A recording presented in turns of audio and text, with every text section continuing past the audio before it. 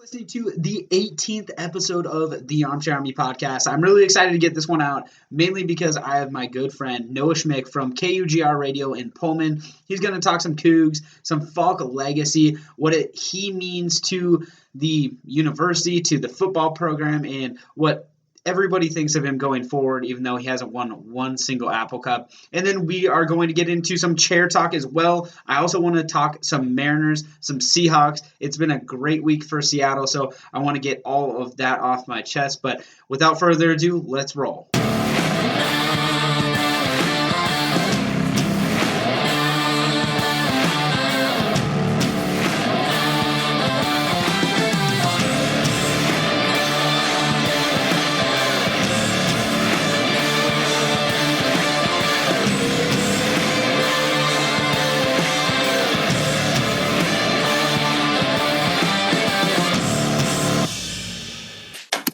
All right. With me, I have Noah Schmick from KUGR Radio in Pullman on the Armchair Army. I'm really happy to have you, Noah. Noah, how are you doing? Doing pretty good. Just hanging out, trying to get through the rest of this semester here at WSU. I think I'm at dead week right now, and we got finals week coming up, and then I'm out of here so we can get back to some tomfoolery and watching some bowl games. How are you doing in school? Are you dropping out yet in Pullman? No, you got to stay out of trouble, but keep the grades up and do your best to avoid any distractions. But so far it's been good here. I'm staying on track. Yeah, I bet.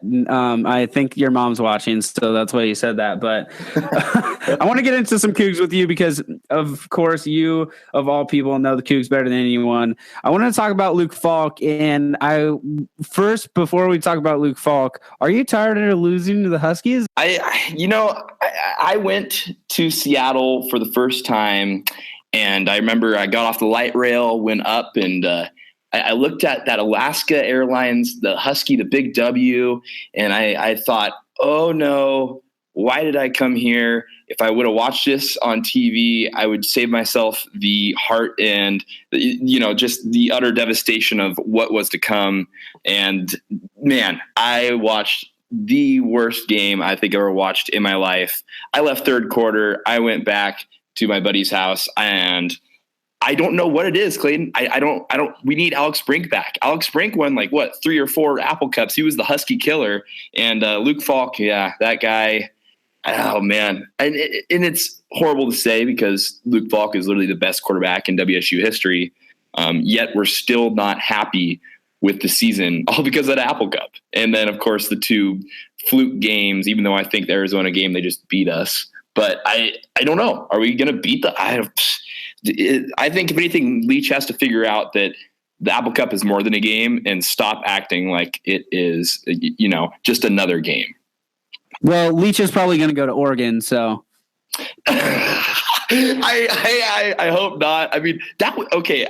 Like you said, I saw your tweet. You said it's not breaking news that Taggart moved on to Florida State, and I thought it was hilarious that Jimbo got caught up and went over to A&M. But man, no, please don't leave us, Leach, please.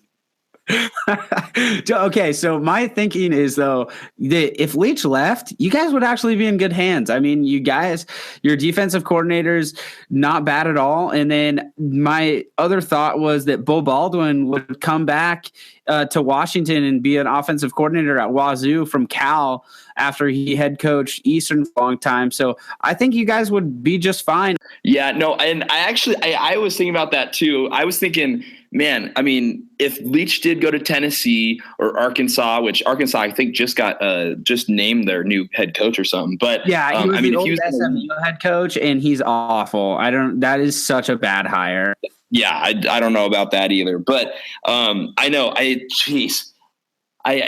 mean, Grinch, I need to lock him up and do not let him leave because he's pulling in some nice recruits. I mean, our defense was stellar, and it was like watching that Apple Cup, our defense, was a bend but don't break. Like, it wasn't that bad of a defense for the Cougs against Jake Browning and Gaskin and everything, but it was our offense. holy cow. Can you do anything on? No, nothing. Luke Falk was terrible. No one was open. I just felt like we were never going to score. And I'm surprised because I had somehow missed 2 touchdowns late in the fourth quarter in that Apple Cup. I mean, yeah, no, I like though, Bo Baldwin was the Cougar killer. He beat us at Eastern. And of course, this year he beat us at Cal. I mean, hey, maybe if Leach was to leave, bring him over here so he doesn't have to kill us anymore. That's true. And it's kind of funny because they were saying if Leach went to Oregon, then so would Alex Grinch. That would hurt. That would really, really hurt. And I would hate that as a Coug fan. I would think that would probably be the worst case scenario for the Cougs. But without the coaching carousel, which there has been a ton, and honestly, I think that Oregon would hire Sumlin over Leach just because it feels like a new fresh face, and moving from Pullman to Eugene is not like a huge, I guess, congratulatory hire. Yeah. But what do you think about who's going to get the Oregon job? Oh man, I was right there with you. I mean, I think it would be a Kevin Sumlin type. The hire that obviously I really like Chip Kelly going to UCLA. By the way, I think they're going to start a legacy, and it's going to be about 5 to 10 years of UCLA football possibly dominating the Pac-12. Maybe. But I liked Herm Edwards to ASU. That just is one more face in the Pac-12 where we're going to hear some awesome sound bites from Herm Edwards, Coach Leach. I mean, Chip Kelly and Chris Peterson are kind of blah and boring, and I mean, it would actually be, let's get Kevin Sumlin. I agree with you. Let's bring him to the Ducks. Let's shake some things up. I don't know exactly what coach I would say other than Sumlin, unless you got someone at the top of your head, but I cannot think of anybody. The only other name that really pops up in my head is a Charlie Strong from USF, or like a Jim McElwain from Florida, which doesn't sound like too sexy to me. But I think that Jim McElwain, Kevin Sumlin, and Charlie Strong, if they don't get the job, that seems like a travesty to me. But hey, let's have Lane Kiffin come in here one more time, huh? Yeah, drive the Lane train up to Eugene. Hell yeah. Oh, he is a train wreck, but hey, he is doing good down there at FAU. I'll give it to him, but I think he might have to stay out of the Pac-12 for a little bit and stay away from having to go back into rehab or whatever his whole was. Yeah, I think that if you're just a USC coach in general and you get fired, you just automatically go to rehab. But besides that, Lane Kiffin I think he took the whole Eastern Mississippi Community College team and put them on his FAU team, and they ended up doing well, and that just blows my mind, and I think that's hilarious. Oh yeah, he did a little Last Chance U there. That's so Lane Kiffin, though, and I love it. But back to the Cougs, I wanted to talk to you about Luke Falk. He loses another Apple Cup. He never won an Apple Cup while he was a Coug. Overall, is it one of those things that he's kind of a hero that never really lived up to it, or is he just going to be a hero forever?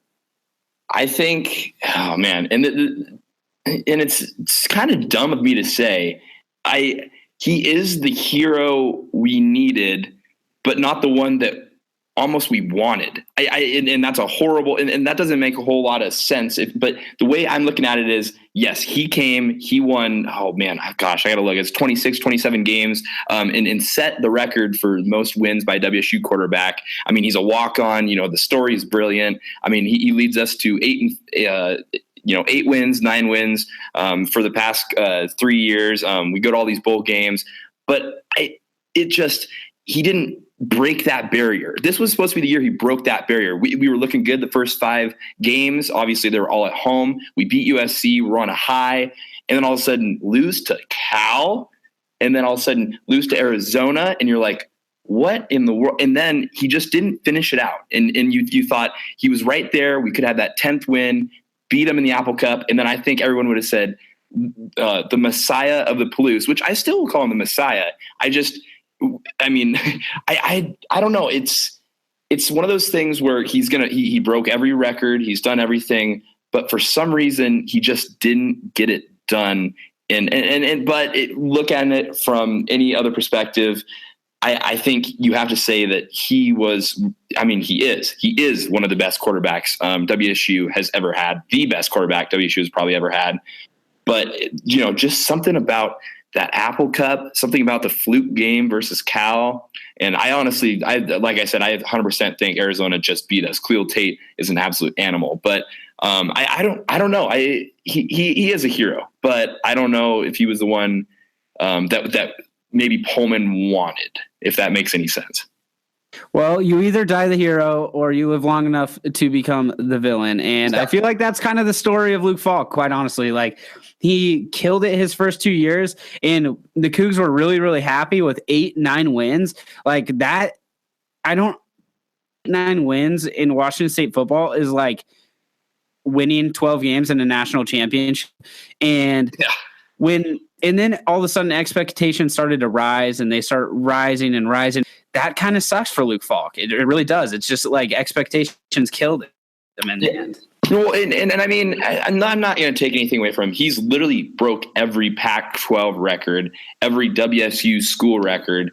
And it's just, it's one of those things. It would have been nice to win an Apple Cup. And I think he could put a good staple if he beats this Michigan State team, who I'm really excited. This is going to be an awesome bowl game. I am stoked for it. My buddy in my frat house, actually, he's a Michigan State fan, and I just been giving him so much crap the past couple of days, and we're going to be fighting all this whole rest of this dead week and finals week for me. But man, that's going to be an awesome game. They have such a young team, and then versus a Coug team who's full of seniors. You would hope that the seniors can put that veteran stamp, that legacy that says, you know what, we were able to at least finish something. Obviously not finish strong, but they finished something. Yeah, for sure. And it would definitely be a shame if the Cougs went out like that, losing the Apple Cup and then losing again in the bowl game, because I know this is the most successful senior class that they've had in such a long time. So moving on from Luke Falk, though, how do you think, and you've touched on it a little bit, but how do you think that Luke Falk's going to do and the Cougs are going to do against Michigan State in the Holiday Bowl? I looked at this just a little bit. Like I said, Michigan State, they're a very talented team with a lot of young, inexperienced guys. In their quarterback, a little bit inexperienced. He's a great quarterback, though. I'm sure that they're going to find some ways to get some points on the board against the speed D for the Cougs. What I really hope to see, though, is that this speed D comes out and, like he says, it's got to be speed D. They have to get and cover up all of these fast, speedy Michigan State guys. Obviously, Michigan State, they're gonna want to run the ball, and then if they need to throw it over the top, they're going to try and throw it over the top. Jalen Thompson, along with that whole secondary, has got to be ready to go. I think what it's going to be, I think the defense for the Cougs will stop this Michigan State team enough. What it's going to come down to, and just like we were talking about, it's going to come down to Luke Falk. It's going to have to be. I was thinking to myself, and maybe it's a little bit of exaggeration, but if Luke Falk doesn't have a touchdown in the first quarter, I say bench him and put Helinski in, because I'm not sure if you can keep Luke Falk with how he played versus the Huskies. And then now obviously they have a lot of time coming up before this bowl game. I think the bowl game's on like December 29th, but it's going to be all about Luke Falk. He has playmakers, obviously the playmakers, and then the other thing, Isaiah Johnson-Mack is transferring, just a little side note there. But then you have Tavares Martin Jr. and then Jameer Calvin, all the great receivers that have potential, and they really haven't broken out yet. They're not like an accomplished squad that everyone hears about, and not everyone's saying the WSU receiving squad's the best in the nation. By no means is that a thing, but it's going to be about Luke Falk, and can he throw the ball around? Can he get it to his guys? I think it's all going to depend on the running backs for Washington State. That's a great take. I like it, because it's funny, because Michigan State at the beginning of the year, they're so inexperienced. It didn't seem like they were going to compete, and seeing them in the Holiday Bowl with the Cougs is kind of funny. But switching gears a little bit, going from football to basketball. I know it's bowl season, but college basketball is in full swing. And the Cougs are actually not bad this year. We're a basketball school, baby. Yeah, the Cougs are turning into a basketball school, which kind of worries me. I'm kidding. But it's funny that the boring Ernie Kent, is turning the Cougs around and actually having them win games. What's your take on the Coug basketball team? Oh man, I mean they lost their last game. I think they play Idaho tomorrow, and that's in Moscow. So if they can't win that, then my prediction was right. I remember when they beat St. Mary's was when I was like, oh gosh, like maybe we actually have a team.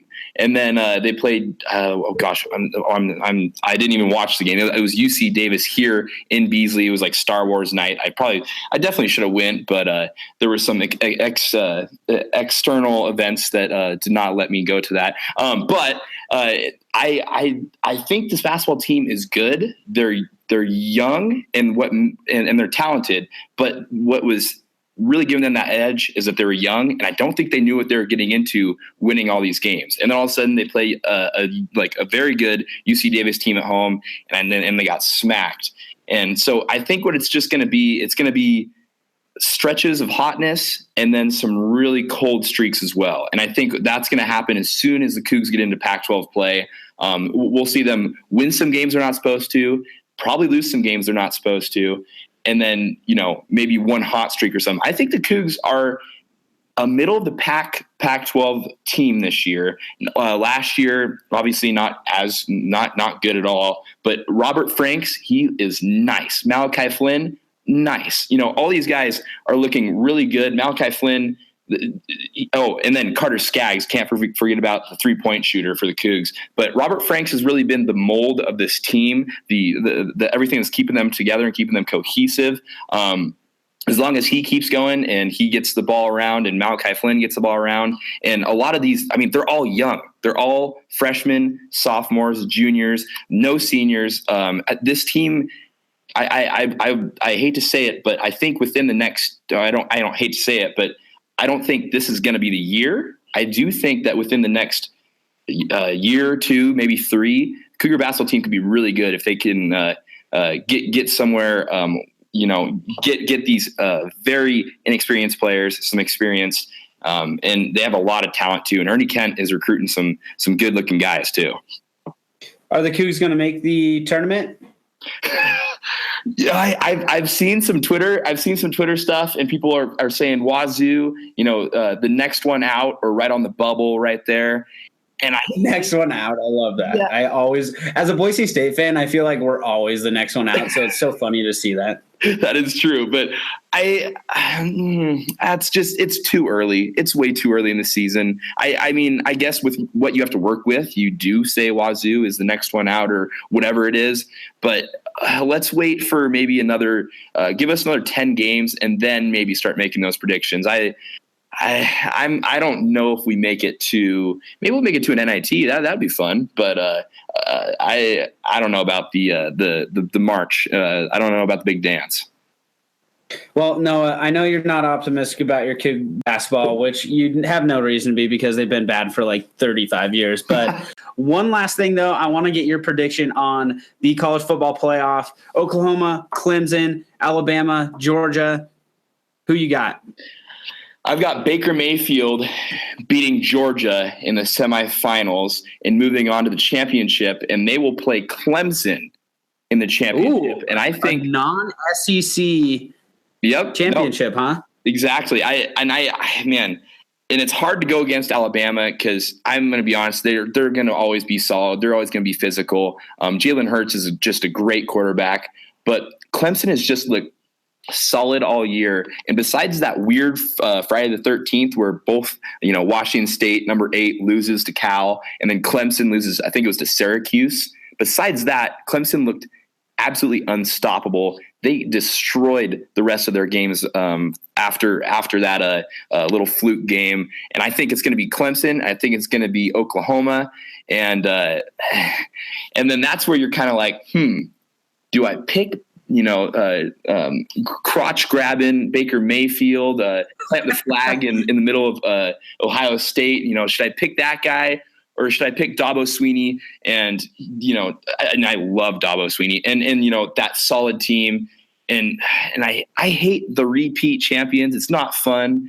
And I so badly want to say Boomer Sooner, but I think it's going to be Choklahoma, and they're going to lose. Choklahoma is going to choke, and Clemson is going to get the repeat for the national title. It sucks because how is Baker Mayfield going to one-up himself this game? He already grabbed his crotch and basically double-birded the other sideline. What do you expect in the championship game? What's the championship troll move? I think he might just shotgun a beer at midfield and call that it. Shotgun a beer at the coin toss. I like that. That's really classy. That's very. One more thing. Very Oklahoma. I'm loving this, and I got to give. And I've destroyed Luke Falk enough, but I want to give him credit because he won the Burlsworth Trophy for the best walk-on, and he beat Baker Mayfield, who had won it the previous 2 times. So hey, go Cougs. Yeah, what Coug alumni is funding that award? No. The other thing, I don't know. Mayfield, is he going to win the Heisman? Really quick before you get me out of here, what do you think? And I hope he grabs his crotch on the podium. I love it. He has to win the Heisman, though. Except, okay, the one thing I will say, Lamar Jackson had such an underrated year. He had 31 passing touchdowns and 17 rushing touchdowns. 17 rushing touchdowns is just as much rushing touchdowns as Saquon Barkley. Oh, yeah. That's insane.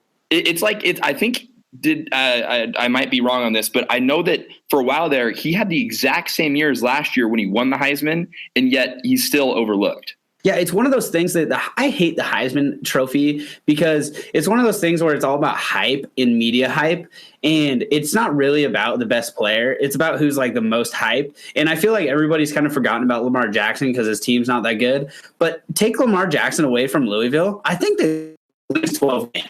Oh, yeah, no, they would be an absolutely horrible team without Lamar Jackson, for sure, guaranteed. But Lamar Jackson doesn't grab his crotch, so big minus for him. Big minus. I agree with that. And he doesn't run from the cops. Also huge minus. Baker Mayfield's got him on both fronts. So yep. Baker Mayfield for Heisman. Yeah, I think Johnny Manziel is seeking his 5th year for Jimbo Fisher. Yeah, Johnny Manziel gets to make an appearance once a year now at the Heisman Trophy ceremony. I wonder if he gets paid for that. Yeah. That's probably the only thing he's getting paid for now because he drank away all his sponsors. So yeah, unfortunately, very unfortunate. But Noah, thank you so much for coming on, talking some sports with me, talking Cougs, Baker Mayfield, college football. We'll have you on during the March Madness to see your picks. Also, we are doing a college football Bowl Mania challenge. So of course, you'll see Noah on that, tearing it up. So I'm sure that everybody will be against Noah because he'll probably have every pick right. But Noah, thanks for coming on. Yeah, no worries. Thanks for having me on. Go Cougs, brother. Go Cougs. I want to give a big thank you to Noah Schmick for taking time out of his day and coming on the podcast. Really, really fun podcast when Noah is on. So we thank him for coming on and giving us his Cougar insight. Before we get into some chair talk, I wanted to talk a little bit about some Seattle sports. So the Seahawks coming off a big win against the Eagles on Sunday Night Football. Russell Wilson looking like an MVP candidate, and rightfully so. Of the 30 touchdowns that the Seahawks have scored this year, he has scored 29 of them on the ground and through the air. So he's having a great year, and I'm really excited for him because it's not his breakout year because everybody's known he's good, but it's one of those years where you really feel like Russell Wilson can lead a team by himself, and it hasn't always been that way. I know we've always had the running game behind us, so I'm really excited to see the Seahawks do well in Seattle, and the Russell Wilson campaigners going in full steam ahead for the MVP votes. It's going to be hard to unthrone Carson Wentz and Tom Brady, but really excited for Russell Wilson moving forward. He's an exceptional talent, and he's a really great guy. I know he does a lot in the community with the hospitals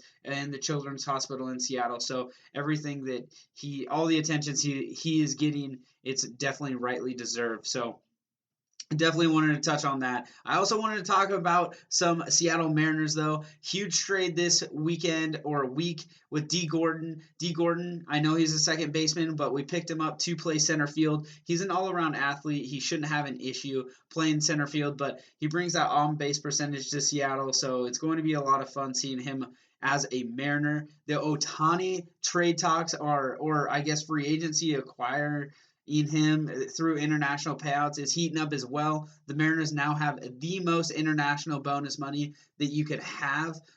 So they are maxed out on their trade, their international money, and they lead the league in international money. So they have the best chance of picking up Ohtani, but of course it's all up to him where he wants to land. But if we get D. Gordon, Ohtani, Cano, Seager, and Cruz all in that lineup, it is going to be so much fun to watch. The Mariners, for the first time, and I say this every single year, I think they're going to make the playoffs. I don't think they're going to make a huge run because we have no playoff experience. Our pitching still needs to be shored up, but man, it's a really, really fun to be a Mariner fan right now, and I haven't said that in probably 17 years. Because we haven't made the playoffs in 17 years, quite honestly. But really, really fun. I'm excited for the Mariners to start here in March. I know it's a few months away, but it's getting exciting just to see where all the free agents are landing and seeing where Stanton is going to land, whether he chooses the Dodgers or Houston or the Yankees. I'm just pumped to